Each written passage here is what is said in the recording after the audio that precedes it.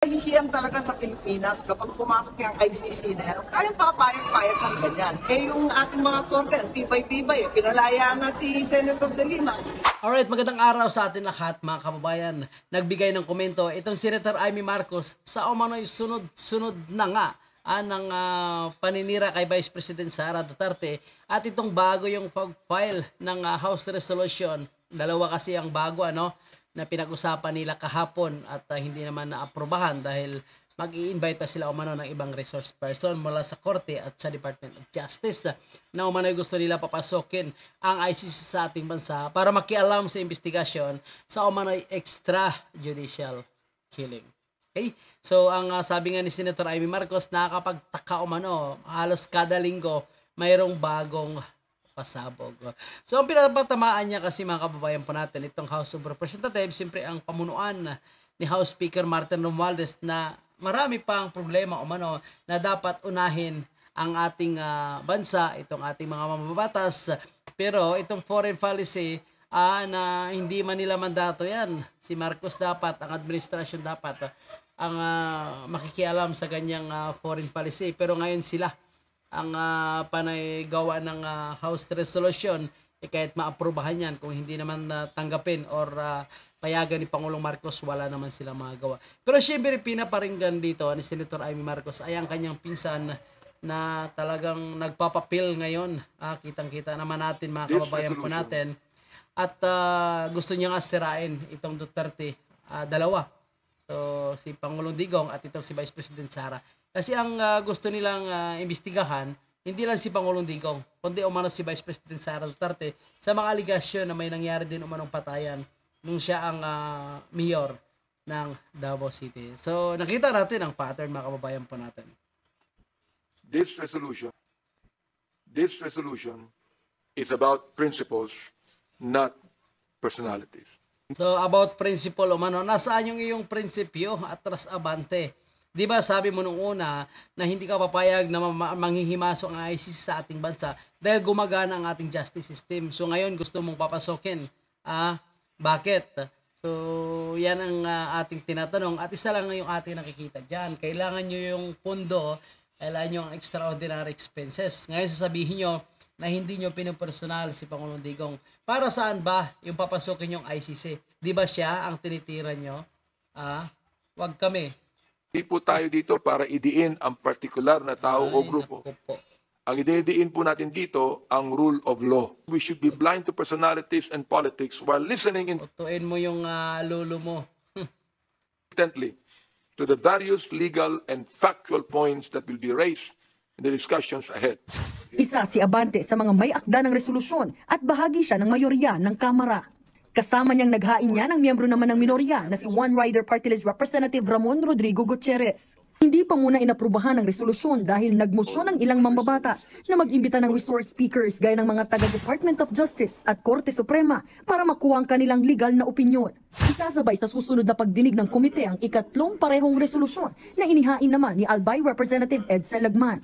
Ayon naman kay Noy PNP Chief at ngayon Senator Ronald Bato de la Rosa, kahit pa maaprubahan ng Kamara ang naturang mga resolusyon, mananatili lang ito sa papel kung hindi papaboran ni Pangulong Bongbong Marcos na dati na aniyang sinabing hindi nito papayagan ng ICC na makialam sa Pilipinas. So ayan po mga kababayan po natin. Ay talagang nanindigan si Marcos na hindi niya umano papasokin yung ICC. So naniniwala tayo dyan sa kanyang prinsipyo at paninindigan. Siyempre, Senator Bato de la Rosa, alam niya naman na dawit siya dito. Isasama siya talaga sa investigasyon nitong ICC kung nakapasok sa ating bansa. Parang tanga-tanga lang talaga, ito mga kongresista po natin na gustong papasukin ng ICC sa ating bansa. Di ba? Nakakahiya. Isang sampal yan para sa atin ng mga Pilipino na ang mag-imbestiga para sa mga pangyayari sa ating bansa. Ibang bansa. Di ba mga kababayan po natin? Sabihin na hindi na gumagana ang ating justice system. Sabihin na ang ating gobyerno ay useless, hindi function. Bakit hindi niya maipatupad ang tunay na batas? Di ba? Ni De La Rosa sa Pangulo at hindi sa Kongreso sumusunod ang mga ahensya ng gobyerno. Maging ang ate ni PBBM na si Senator Amy Marcos, hindi pabor na mag-imbestiga ang ICC. Ang laking kahihiyan talaga sa Pilipinas kapag pumasok yung ICC na yan. Kayang papayag-payag ng ganyan. Yung ating mga korte, tibay-tibay. Pinalaya na si Senator De Lima. Hindi Pinalaya nga naman pala si Dilima. pakatibayan yun na maayos yung korte at talagang umaandar ang judikatura. Maging ang nooy tagapagsalita ni dating Pangulong Rodrigo Duterte na si Atty. Harry Roque, kinuwestiyon ang timing ng resolusyong nag-uudyok sa government agencies na tumulong sa ICC investigation.